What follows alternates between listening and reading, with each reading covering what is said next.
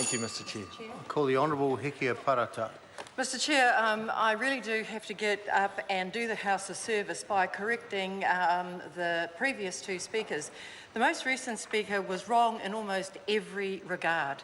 In this budget, in Vote Education, just over $11 billion has been put into schools and kura, early childhood providers and kohanga reo across the country. Now, let me just deal with partnership schools and kura haurua. The member asserted that very few Māori went there. In fact, all of the kura haurua are contracted to ensure that a minimum of 75% of their roles are Māori and or Pacifica. And many of them are much higher than that. Much higher than that. The member commented on his assertion that this government had not supported Māori boarding schools. Again, the member is completely wrong. Of the 6 Māori boarding schools, including Turikina and Hato Pētera, Hato Paura, St Joseph's, Te Aute and Hukarere, there are about 650 students in total at those boarding schools. All of the boarding schools have greater capacity than that. Turikina, in fact, had capacity for 150 students and they had 49 students. The government invested $9 million paying for all of the staffing and learning costs at the school and over half of the boarding allowances and scholarships. However, the government cannot make parents or grandparents send their daughters or granddaughters to Turikina. The government cannot magic up students. That is a choice parents make. And I'll tell the member why there is a challenge, and it's a challenge for all boarding schools, not just Māori ones. It's because there are more choices available to whānau closer to them. There are now 282 kura, reo rumaki, bilingual classrooms and schools across the country that parents are choosing to send their young people to because they are closer to home and they have more options. Māori boarding schools and boarding schools in general have played a very fine part in New Zealand's education, his and her story.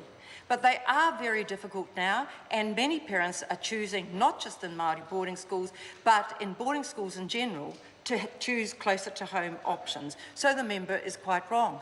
In terms of disengagement, since records were kept in 2000, this is the 16th year we've had records around engagement by kids. This is the lowest we've ever had: suspensions, stand down, exclusions, and the fourth one, which I can't remember. It's now down at just 4.1%. At 4.1%. I'm sorry the opposition isn't happy that we are seeing greater engagement by our young people and more of the Māori. Yes, we do still have challenges. And what are we doing about that?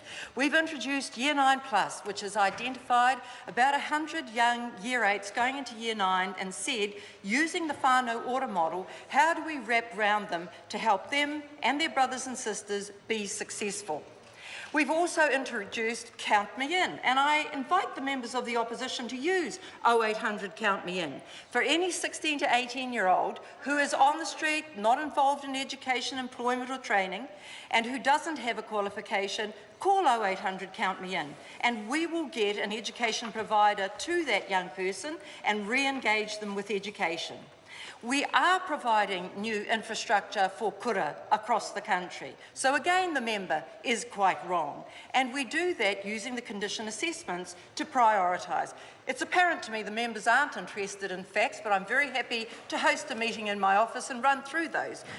Today, I released our PAI, Public Achievement Information Available. And what that shows to the opposition is that in all facets of education, Māori education has gone up. At early learning, we have higher participation.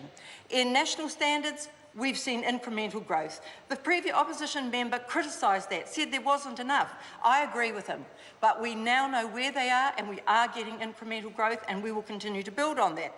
Ngā whanaketanga, we are seeing growth there.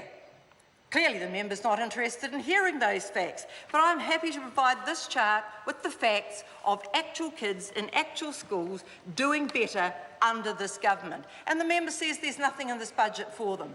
Well, we've targeted 43 million to those kids that come from long-term benefit-dependent households. That's on top of this government increasing for the first time in 43 years the benefit to those living in hardship. We are serious about lifting educational achievement for all kids.